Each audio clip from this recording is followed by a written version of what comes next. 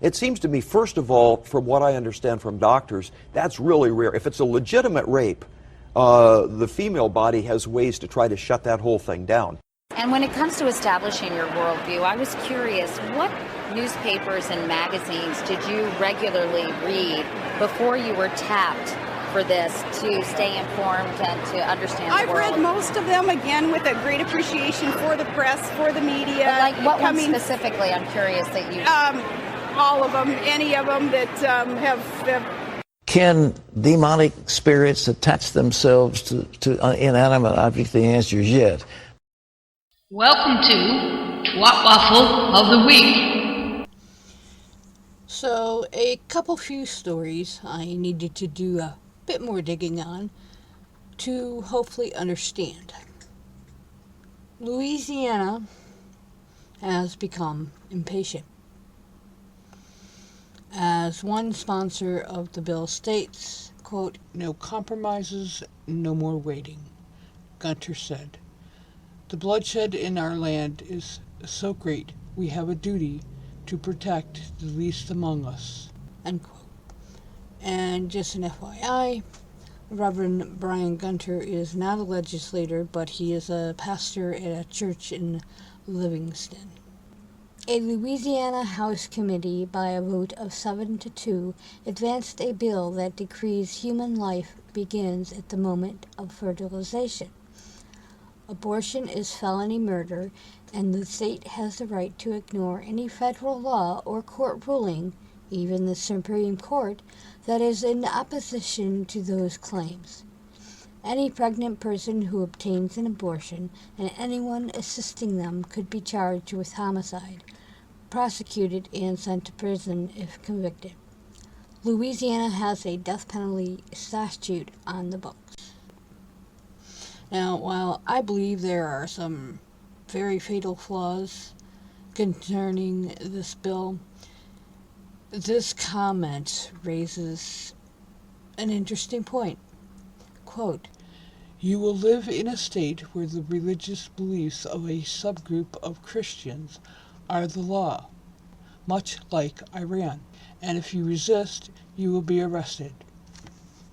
How long till they give the death penalty for those violating the new religious laws?"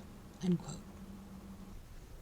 I have said for years that every post or every point the Reich argues is planned and has been for many years. Here's what we learned in the state of Texas, that I thought we'd go after the abortion criminally. I wanted to make them felons. I wanted them to lose their license and be put out of business. But when I drafted with some folks in Texas, they said, let's try it differently. The motivation of abortion is money. And if we can take away that motivation, in other words, give citizens the right to sue any abortionist, anybody who aids or abets in the abortion, that's the clinic escort, it's the receptionist, it's the insurance company. Any citizen can sue for a violation of the Texas heartbeat law, and they'll get $10,000 if they win their suit. So, all right, guess what? We had our friend Mark Harrington, we called around, and they stopped killing kids after 6 weeks. And so, you know what? If we take the money away, the indoctrination stops. I'm drafting a bill. I'm on the board of the National Association of Christian Lawmakers. That's in my material. I'm a founding board member of that organization. And I've drafted a bill we're going to present this June to the legislators in all the 50 states. And the bill says we're going to remove the protections. Right now, teachers, librarians, school board members, they're all exempt from violating the state obscenity laws. Guess what? We're going to remove that exemption, and we're going to say parents have the right to sue when Johnny comes home with something that violates the state obscenity law. That's grooming, and we're going to sue. And guess what? We're going to sue the teachers. We're going to sue the school board members. And you want to know what? I think they're going to think twice about pushing this garbage on our children. While this is currently happening in Oklahoma, I can guarantee it is happening elsewhere. And just because the majority of people likely share Cook's views doesn't give her the right to push her ridiculous beliefs on kids when she literally is being paid to educate them instead. Quote, A concerned Tulsa public school student has informed the state church watchdog that Amy Cook, a biology teacher at Memorial High School, has been abusing her position and proselytizing her students.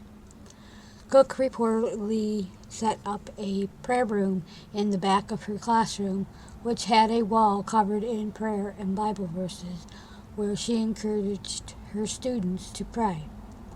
A few weeks after, our complainant placed a non-Christian prayer in the prayer room.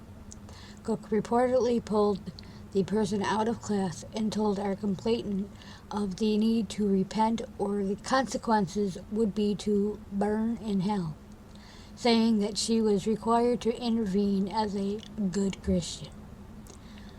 Cook describes on a website why her personal religious beliefs trump her secular duties as a teacher, and how she views her position as a teacher to be political. So this commercial has garnered much attention. Candace Taylor, a Republican candidate for governor in Georgia, released a campaign ad claiming that a satanic New World Order has taken over the world. Taylor's ad touted her candidacy to stand up to the Luciferian cabal and bring the satanic regime to its knees. They told us what they wanted to do. Some might even say they had to get our permission to at least tell us ahead of time, even if we didn't believe them. Over 4 billion people have been injected with something that took just 9 months to create.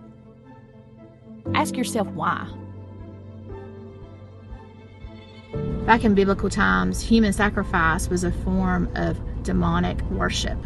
We're still doing it in present day by killing our unborn. It's the same demons, it's the same sacrifice, it's the same sin.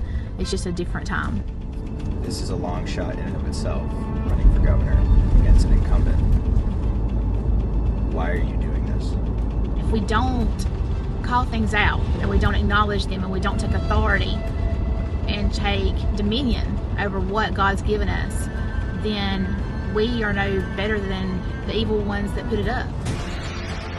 We've watched as people have destroyed our history and monuments, and in their place they have erected statues to their own gods. The New World Order is here, and they told us it was coming. It's a battle far greater than what we see in the natural. It is a war between good and evil.